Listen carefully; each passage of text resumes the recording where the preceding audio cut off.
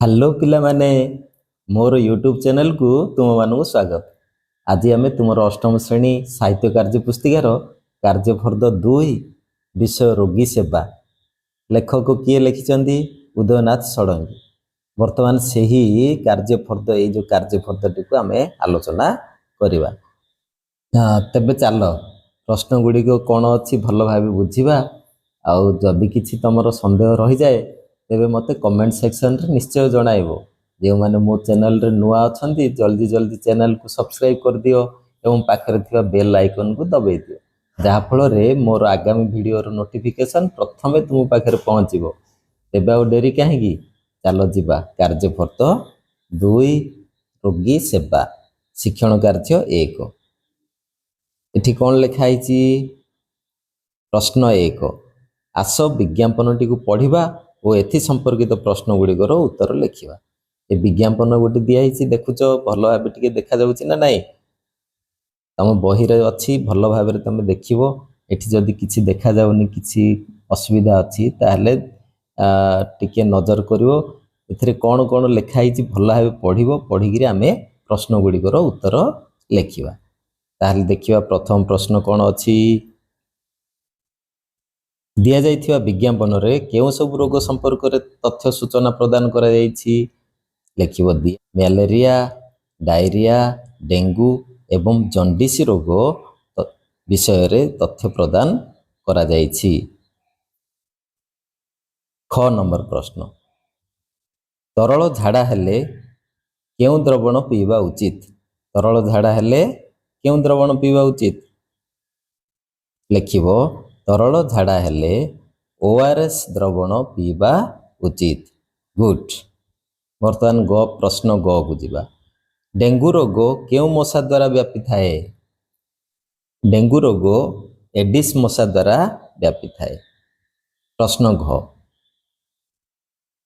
शीत कंप ज्वर और बांति सहित बात मारिबा केउ रोगर लक्षण अटे। लिखिबो शीत कंप ज्वर और बांति सहित बात मारिबा मलेरिया रोगर लक्षण अटे। प्रश्न ओ मलेरिया और डेंगू दाउरू रक्षा पाइबाकू हेले आमे केउ उपाय अवलंबन करिबा। उत्तर कौन लिखिबा।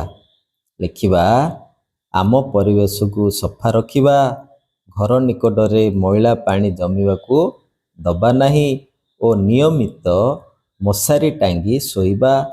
मलेरिया और डेंगू दाउरू रक्षा पाइबाकू हेले आमे एही सब उपाय अवलंबन करिबा। शिक्षण कार्य 2 आस अनुच्छेदटी को पढ़िबा। रथयात्रा समय रे पुरी जाई यात्री सेवा करने दायित्व सत्यवादी स्कूल पिला मानक ऊपर पड़ी थाए। लक्ष लक्ष यात्री समागम हेतु से समय रे प्रथमे पुरी रे हईजा देखा दिए और क्रमे अन्यत्र व्यापी जाए। यात्री मानक साहाय्य करने और रोगी मानक सेवा करने जिला मजिस्ट्रेट निमंत्रण रे स्कूल रु बहु संख्यक छात्र स्वेच्छासेवक हो जाइथांती।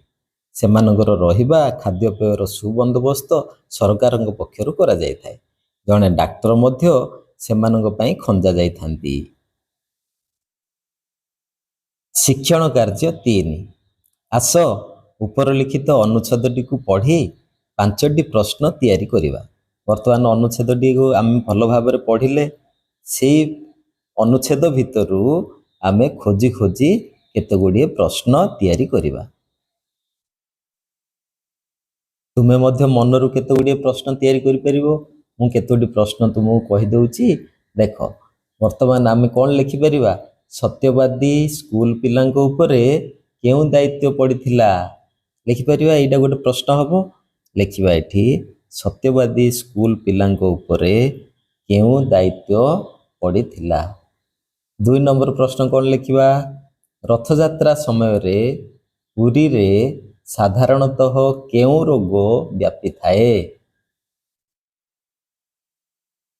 3 नंबर प्रश्न कौन लिखिबा रोगी को सेवा करिबा पाई काहार निमंत्रण रक्षा करी स्कूल रु ବହୁ ସଂଖ୍ୟକ ଛାତ୍ର ସ୍ୱେଚ୍ଛାସେବକ ହୋଇ ଯାଇଥାନ୍ତି। 4 ନମ୍ବର ପ୍ରଶ୍ନ, ସେମାନଙ୍କର ଖାଦ୍ୟପେୟର ବନ୍ଦୋବସ୍ତ କିଏ କରିଥାନ୍ତି?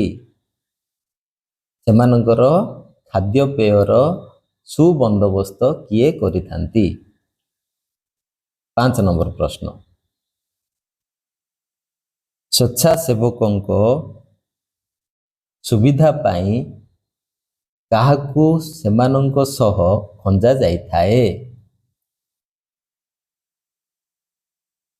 ଶିକ୍ଷଣ କାର୍ଯ୍ୟ 4, ତଳେ ଦିଆଯାଇଥିବା ଶବ୍ଦଗୁଡ଼ିକୁ ସନ୍ଧି ବିଚ୍ଛେଦ କରି ଲେଖିବା। ସନ୍ଧି ବିଚ୍ଛେଦ କରିବା, ଯେପରି ଏକାଧିକ, ଏକ ପ୍ଲସ୍ ଅଧିକ ଏକାଧିକ, ସେମିତି ଜଗନ୍ନାଥ କ'ଣ ହେବ? ଜଗତ ପ୍ଲସ୍ ନାଥ, ଜଗନ୍ନାଥ।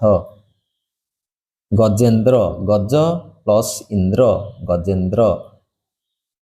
ବିଦ୍ୟା ପ୍ଲସ୍ ଆଳୟ, ବିଦ୍ୟାଳୟ, ମାନେ ବିଦ୍ୟା ପ୍ଲସ୍ ଆଳୟ। Very good. ନବୋଦୟ, ନବୋଦୟ କ'ଣ ଲେଖିବା? ନବ ପ୍ଲସ୍ ଉଦୟ, ନବୋଦୟ। ଶିକ୍ଷଣ କାର୍ଯ୍ୟ 5, ଆସ ତଳ ଲିଖିତ ଶବ୍ଦଗୁଡ଼ିକୁ ବନାନ ଶୁଦ୍ଧ କରି ଲେଖିବା। ଶୀଘ୍ର କ'ଣ ହେବ? ଶୀଘ୍ର ତାଲବେଶରେ ଦୀର୍ଘଇକାର ହେବ। ବାସ୍। ଆଶ୍ୱାସନା କୋଉ ସହ ହେବ? ଦେଖ ପିଲେ, ଆଶ୍ୱାସନା। ଦ୍ୱିତୀୟ ଶଟା ଦନ୍ତ ସହ ହେବ, ଆଶ୍ୱାସନା। ଆଶୀର୍ବାଦ, ସବୁ ପିଲାମାନେ ତମେ ଏଇଟା ଗୋଟେ ସାଧାରଣ ଭୁଲ କର, ରେଫ୍ ଡି ଛାଡ଼ି ଦିଅ, ବର ଉପରେ ରେଫ୍ ଗୋଟେ ରହିବ, ଆଶୀର୍ବାଦ। Very good. ଚାଟଶାଳୀ, ମୂର୍ଦ୍ଧନ୍ୟ ସହ ହେବନି, ଏଠି କ'ଣ ହେବ? ତାଲବେଶ ହେବ, ଚାଟଶାଳୀ। ବ୍ୟବସ୍ଥା, ବ୍ୟବସ୍ଥା ନାହିଁ, ବ୍ୟବସ୍ଥା, ସେଥିପାଇଁ ଏଠି 2 ଯୋଉ ଲେଖା ହେଇଛି ତଳେ ଅସ୍ତ ବ୍ୟବସ୍ଥା ଲେଖା ହେଇଛି, ଏଠି ବ୍ୟବସ୍ଥା ତମେ ଲେଖିବ, ବ୍ୟବସ୍ଥା। ଶିକ୍ଷଣ କାର୍ଯ୍ୟ 6, ତୁମ ମା ପ୍ରବଳ ଜ୍ୱରରେ ପୀଡ଼ିତ ଅଛନ୍ତି, ତୁମେ ତାଙ୍କର କିପରି ସେବା କାର୍ଯ୍ୟ କରିବ ତାହା 5ଟି ବାକ୍ୟରେ ଲେଖ।